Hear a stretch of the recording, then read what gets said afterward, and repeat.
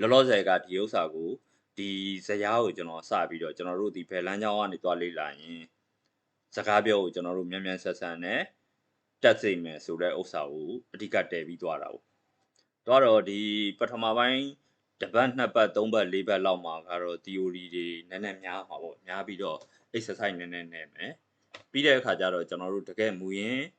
စာအုပ်စာတမ်းတွေနဲ့မူရင်းအတန် file တွေနဲ့ကျွန်တော်တို့တွားပြီးလေ့လာမှာပေါ့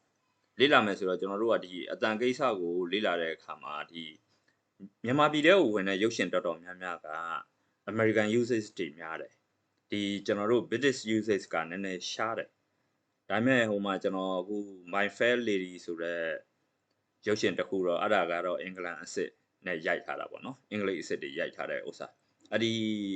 movie ကဒီ subtitle ပါပါတယ်အင်္ဂလိပ် subtitle နဲ့အဲ့ဒီဟာတစ်ခုကျွန်တော်ထည့်ပေးထားမယ်အဲ့ဒီရုပ်ရှင်ကတော့သူက drama ပုံစံမျိုးဒီသူ့အင်္ဂလန်မှာကိုပဲအရက်သားတွေပြောတဲ့အတန်တွက်နဲ့တကယ် academic နဲ့နိုင်ငံတကာအဆင့်မီပြောတဲ့အတန်တွက်မတူတဲ့အကြောင်းနဲ့လေ့ကျင့်သင်ကြားရင်ရတယ်ဆိုတဲ့ဥစ္စာကိုရိုက်ပြထားတဲ့ရုပ်ရှင်ပေါ့ကမ္ဘာမှာတော့နာမည်ကြီးပါတယ်